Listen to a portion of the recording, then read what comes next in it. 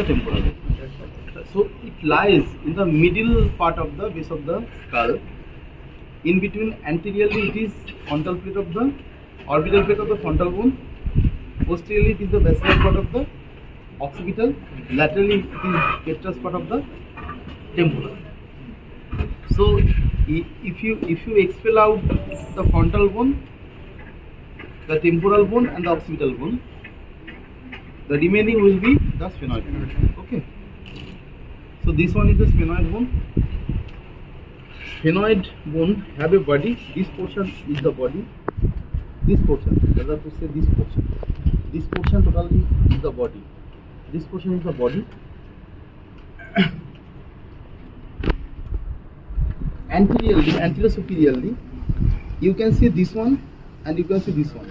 These two are the laser wing. So this total portion is the body. In the middle it is totally body. These two are the laser wing. These two are the guitar wing. These two are the guitar wing. These two pterygoid process. These two are the pterygoid process. And within the body, this part and this part. This part, this part and this part is the sphenoidal concha. Okay. This part and this part is the sphenoidal concha. Inside these two parts lies the sphenoidal sinus.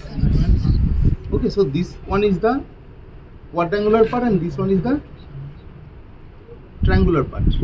This portion is triangular and this portion is the quadrangular part of sphenoidal concha.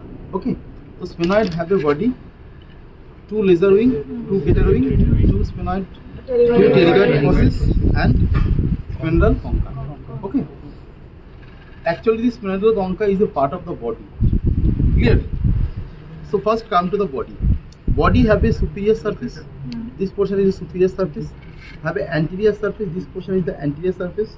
Have an inferior surface. So this portion is the inferior surface. Clear? So superior surface, anterior surface, inferior surface, posterior surface and two lateral surface. Clear? So this portion is the superior surface, this portion is the anterior surface, this portion is the inferior surface, this portion is the lateral posterior and these two are the laterals. These are the lateral surface. Now come to the superior surface. Here actually in this bone you can see this portion. Most anteriorly it is anterior border. It is anterior border with this spine. This spine articulates with the perpendicular plate of the ethmoid. Okay, ethmoidal spine. So this spine is known as ethmoidal spine. So where the spine is broken, this spine is known as ethmoidal spine. This border is anterior border. Thereafter this surface is known as jugum sphenoidi. Jugum sphenoidally. Okay, this portion is known as jugum sphenoidally. So this portion is known as jugum sphenoidally. Here two gyri like that, gyrus recti. Okay, along with the optic tract, olfactory tract and olfactory bulb, olfactory nerve. This lies in this jugum sphenoidally. This portion is known as jugum sphenoidally. So ethmoidal spine with anterior border. Thereafter this portion is jugum sphenoidally. Thereafter a ridge. This one is a ridge. This one is a ridge. Thereafter is a ridge. A ridge from the anterior boundary of this sulcus. This sulcus is known as sulcus chiasmaticus, where the optic chiasma lies. Here lies the optic chiasma. So ethmoidal spine, anterior border, jugum sphenoidally, ridge, chiasmatic sulcus. Chiasmatic sulcus laterally goes to two foramen, two opening. These two are known as optic canal. This chiasmatic sulcus continues laterally as optic canal. Optic canal. Thereafter, you will get this tuberculum celli. This one is known as tuberculum celli. This one is known as tuberculum celli. This elevation is known as tuberculum celli. Okay. Here lies a dual fold.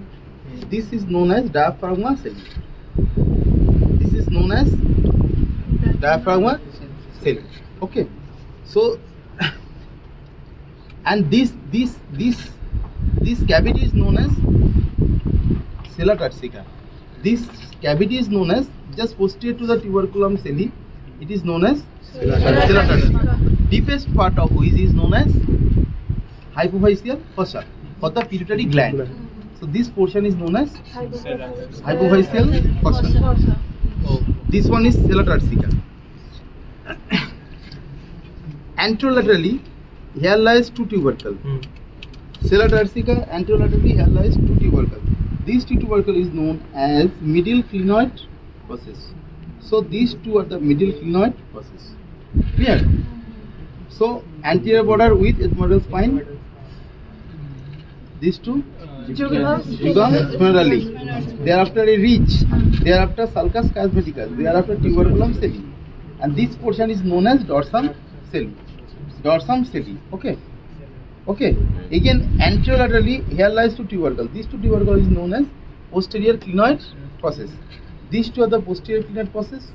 These two are the middle clinoid process. And these two at the posteromedial part, of the laser wing, posterior border. These two are the anterior clinoid process. So this one is the anterior clinoid process. These two are the middle clinoid process. These two are the posterior clinoid process. Okay. Okay. Anterior and middle carotidoclinoid ligament. Anterior and posterior interclinoid ligament. This ligament is known as interclinoid ligament. Anterior and middle, this ligament is known as carotidoclinoid ligament. Okay. So superior surface have ethmoidal spine, anterior border, jugum sphenorally, a ridge, sulcus chiasmaticus, tuberculum celli. Thereafter the sella turcica. Deepest part is known as hypophyseal fossa or fossa for pituitary gland. Okay. This sella turcica anterolaterally have two tubercle middle clinoid process. This one is known as dorsum celli. Dorsum celli anterosuperiorly to angle posterior clinoid process. And this one is a laser wing posteromedially. These two tubercle is known as anterior clinoid. So anterior and middle carotidoclinoid ligament. Anterior and posterior interclinoid ligament. Clear? This one is known as dorsum celli, and this part is known as cleavus. This part is known as cleavus. So the superior surface of the dorsum celli is known as cleavus. Okay. Laterally here you will get two process. Petrosal process. These two are known as petrosal process because these two part laterally articulates with the apex of the petrous part, forming petrosphenoid ligament. This ligament is known as petrosphenoid ligament. Clear? Petrosphenoid ligament. So superior surface have covered up. Now come to the anterior.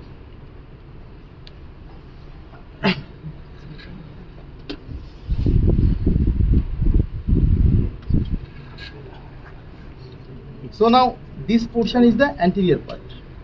Okay. This one is known as ethmoidal spine, crest and rostrum. Clear? So this one is sphenoidal crest and this one is rostrum. SCR. Clear? S for spine, thereafter crest, thereafter this inferior part, this one is rostrum. So this one is crest of the sphenoid. This articulates with the perpendicular plate of the ethmoid. So perpendicular plate of the ethmoid. This lateral part is the quadrangular part of the sphenoidal concha. In this portion and this portion, articulation of the ethmoid bone, but at this lower portion it is palatine bone. So this portion orbital plate of the ethmoid, this portion orbital just heart and out of your brain. Okay, these are not important. So this portion is the orbital plate of the ethmoid, orbital process of the palatine bone, labyrinth of the ethmoid, perpendicular plate of the ethmoid. At the lower part here lies the opening for sphenoidal air sinus. At the lower and medial part. Okay. So this portion is the anterior part. So spine, crest, rostrum. Rostrum in the inferior part. In the inferior part, this portion is rostrum. This rostrum is attached to the ala of the femur. Ala of the femur, like that. Okay. Here already the ala of the femur is attached with the rostrum. These two are the ala of the femur. This bone is femur. Okay. This bone is femur and ala of the femur is attached in the rostrum. So spine S C R. Rostrum. Rostrum is attached with the ala of the femur. And this one is the medial pterygoid process. This one is the lateral. Medial and lateral. Okay. At the base of the medial pterygoid process, here lies two processes. This process is known as vaginal process. So this canal is known as vomerovaginal canal. Vomerovaginal canal, and the name is vomerovaginal canal, but no important structure goes through this canal. Okay. Okay. So superior surface structure is very important. Anterior surface, you just know this one is crest, this one is rostrum. Okay. And here lies the ethmoid bone, here lies the palatine bone. This is the opening of sphenoidal sinus. This was the opening of the inferior surface. This one is rostrum. Here lies the ala of the femur, and these two processes is the vaginal process. So this canal is vomerovaginal canal. No important structure goes through this canal. Clear? So superior surface, spine, anterior border, jugum sphenoidalis, ridge, sulcus medicus, tuberculum celli, sella turcica, dorsum celli. Anterior clinoid process, middle clinoid process, posterior clinoid process, carotidoclinoid ligament, interclinoid ligament. Clear? Interclinoid ligament. This one is hypophyseal fossa or pituitary fossa. Okay. Anteriorly, crest,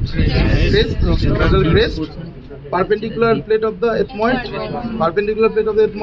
labyrinth of the ethmoid, orbital plate of the ethmoid, orbital process of the palatine bone, and here lies the sphenoidal air sinus. Inferiorly it is rostrum, ala of the femur, vaginal process, vomerovaginal canal.